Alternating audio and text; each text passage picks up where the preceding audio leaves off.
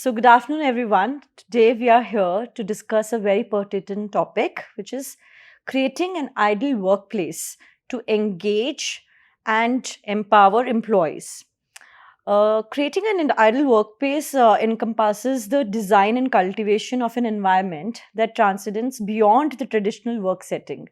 It involves an holistic approach that values inclusivity, fosters a culture of open communication, encourages innovation, prioritizes employee growth and well-being. This workplace aims to empower employees by providing opportunities for learning, autonomy, and a sense of belonging, thereby enhancing productivity and overall satisfaction. And that's why I think this is very important to discuss right now. And we here have leaders like you who will give some insights on this. Alex, I would like to ask you that how can leadership build a work culture conducive to both personal and professional development, providing resources and assistance for skill enhancement and career progression? Yeah, so I think that first is that the organization should be genuinely interested in the welfare of their employees, right? So to look at employees as a means to accomplish goals, may not be the right thing. It's also to add value to their employees, which means that to have frequent career conversations with diverse teams, right? What is it that they want to do? And I think this is where, in a way, technology, AI, whatever you speak, can actually help to connect what I want to do as an employee and what is the need of the organization maybe 3 years down the line, so that there is a goal that is defined for me. Then we can define a path and also provide resources. It could be resource today. I think learning is in a large way democratized, right? I mean, every content is available at the click of a button. So if you were to define the goal, saying that, see, this is where we see you, this is where you want to be, but if you want to be there, this is the path, and it's your choice. What how you want to get there, because even in learning, there's a lot of varied learning preferences that people have. Not everybody wants to read a book. Not everybody wants to go through a structured program, So, like a personalized learning personalized. And experience. that, I think, that is where technology will help to identify the same content. Like, for example, if I have to develop myself on building a vision, I may want to read a book, or I may want to attend a session by somebody from a management institute. But it depends on what how I want to consume that learning, and if that can be facilitated through technology. um, the only thing that needs to be discussed together between the manager or the leaders and the team is what is the goal, and what is the common goal. Is it my goal and your goal, is it converging? Paths can be something that can be programmed based on my preference. Sure. Thank you, Alex. Uh, Sunana, I would like you to, throw light on how technology can facilitate effortless teamwork and connectivity within a remote workforce, fostering innovation and overall experience for the employees. So I think very important question, and I think something we learned during COVID, to be fair, and having managed teams which are there remotely or even not really there in person. I think a couple of steps which have really helped is, I think the first thing is get organized. What exactly is it that you want to really achieve? What is the intent? The second is simplifying it. What really works for you in terms of technology? What is really the channel of communication that you really want to use? Whether is it a phone call, is it a Zoom meeting, is it a Skype meeting, is it a video in person, is it one of those virtual water cooler conversations? So I think it's really important that you go ahead and organize yourself, really see what simplifies it, focus on the brainstorming aspect of it, and I think most importantly, what works for everybody.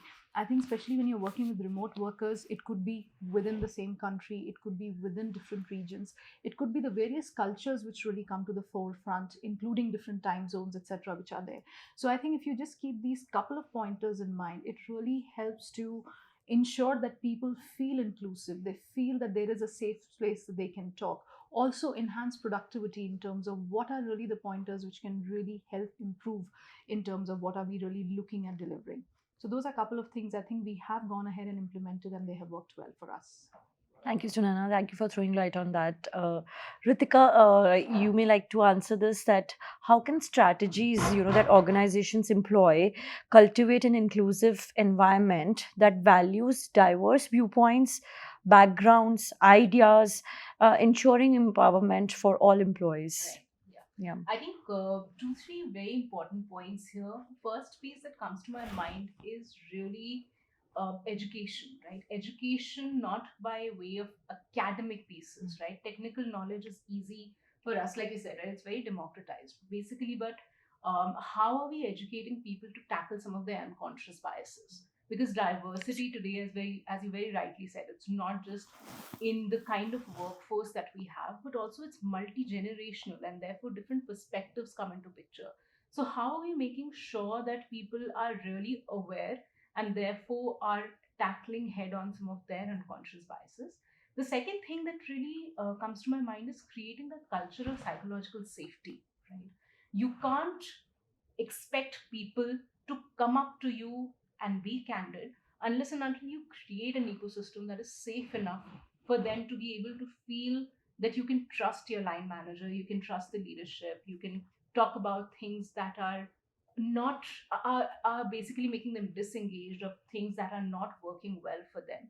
You have to create an ecosystem, and that's where leadership plays a big part, right? That's where it needs to be the core of your strategy. How are you creating a workforce or a workplace which is allowing people to have a differing point of view and still be able to function the way in a cordial manner with their line managers? And that's where the Yes, first two things work absolutely. very, very closely together. And the third piece is your strategy doesn't necessarily need to be, or rather shouldn't be, a top down thing anymore, right? Of course, some major contours will obviously be some things that the leadership comes up with, but making sure that we are taking a bottom up view from the people also, in terms of Yes, what are absolutely. some, because and Absolutely, I I take agree. example of our firm, right? We are a consulting firm. Our Yes. managers, our associate directors, they work very closely with the client, and oftentimes they are the best people to really understand what's the pulse of the market, what are the things working well, what are the things that are not working well. And I can't think of a single industry where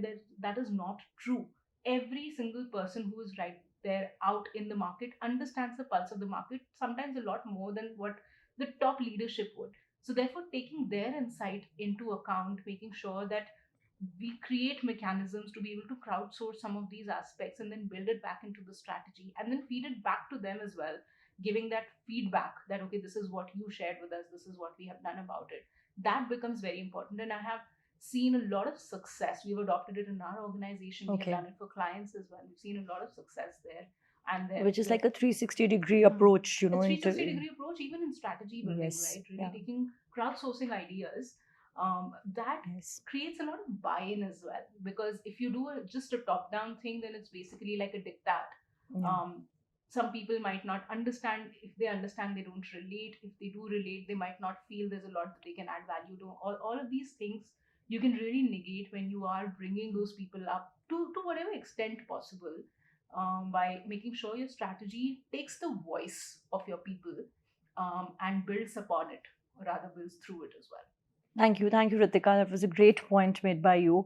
Any other points any one of you would like to, add, which is important, which, one thing which is most important, that you guys feel, to create this ideal workplace, any one of you So can. to add to what Ritika said, I think it's right that leaders should tell less and listen more, right? I think gone are the days where people would expect to, get instructions from the leader. I don't think today anybody wants to actually be told what is to be done, right? And there's this power of us, that it's us, and we will decide, what course of action to take. I think there should be very structured and periodic forums where you listen, right? What do we do next? And that's the power of co-creation, that if I have given that idea, I've been part of the decision making, and my commitment and engagement to do it is much higher than if somebody tells me to do it, right? And then I have to be monitored,